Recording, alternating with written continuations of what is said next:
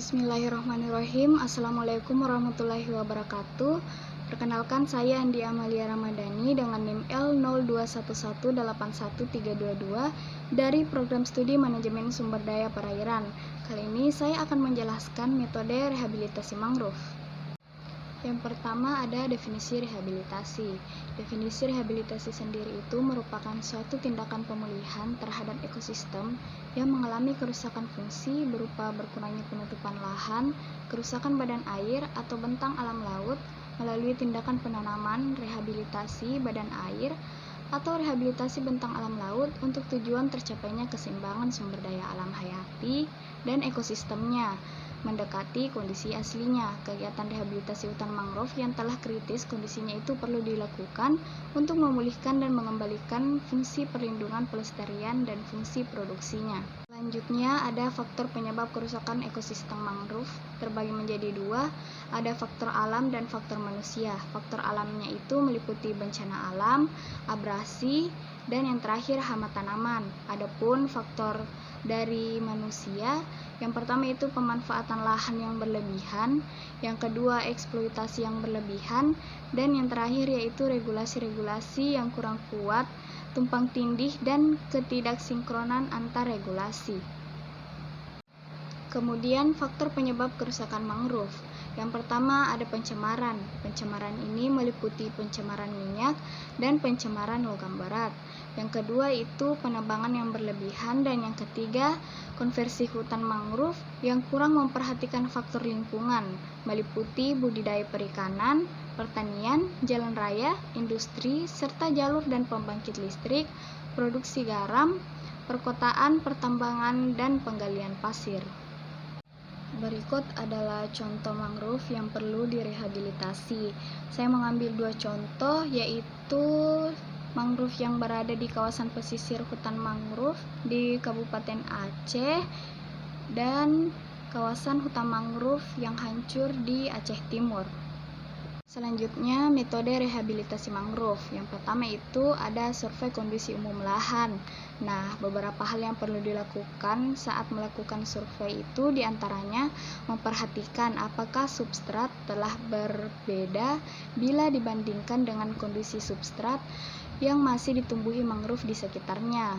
Memperhatikan struktur komunitas mangrove yang ada, terutama komposisi jenis sekitar lahan yang ditanami. Selanjutnya yaitu ada penanaman secara artifisial. Yang pertama itu ada penyediaan bibit. Berdasarkan sumbernya ada beberapa jenis bibit yang dapat digunakan, seperti bibit yang berupa anakan yang telah jatuh dan menumpuk di bawah pohon induk, dan bibit yang dalam bentuk anakan yang sudah berkecambah. Selanjutnya yaitu persemaian. Lokasi persemaian yang ideal terletak di dekat lahan yang akan direhabilitasi dan masih dijangkau air pasang di zona dekat daratan atau di darat untuk benih yang berukuran kecil dan berupa biji. Bila bibit disemaikan di darat, maka minimal sekali sehari disirami oleh air laut. Yang ketiga yaitu ada penanaman. Sebaiknya anakan yang ditanam atau dipindahkan ke lahan rehabilitasi tidak terlalu kecil, terutama untuk anakan yang berasal dari benih atau bibit yang berukuran kecil atau berbentuk biji.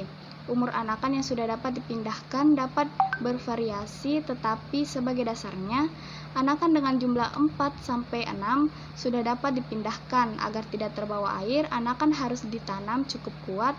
Hal ini tidak dapat ditinggalkan ketika penanaman dilakukan, yaitu setiap jenis mangrove hanya akan tumbuh sehat di tempat yang menjadi habitatnya. Yang keempat yaitu perawatan lahan. Gangguan lahan yang telah ditanami kembali harus dibuat minimal.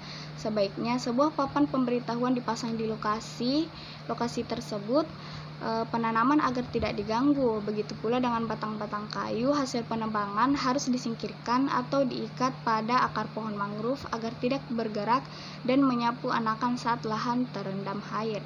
Dan yang terakhir yaitu ada perbaikan hidrologi. Secara alami, ekosistem mangrove memiliki kemampuan untuk memperbaiki diri dalam periode waktu 15-20 tahun.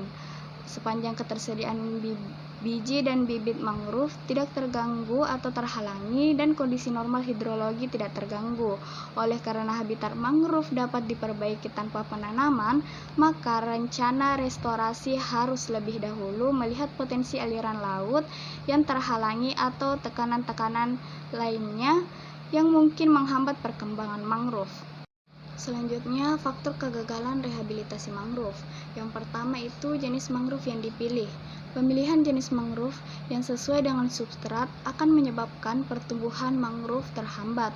Yang kedua, rendahnya ekonomi masyarakat, di mana rendahnya ekonomi masyarakat ini dapat memicu meluasnya area tambak di kawasan mangrove sehingga terjadi pembakalan hutan mangrove menjadi area tambak. Dan yang terakhir yaitu pemilihan lokasi. Pemilihan lokasi yang tidak sesuai akan menyebabkan pertumbuhan mangrove juga terhambat. Itulah tadi sedikit penjelasan dari saya. Apabila masih banyak kekurangan, mohon dimaafkan. Sekian dan terima kasih. Assalamualaikum warahmatullahi wabarakatuh.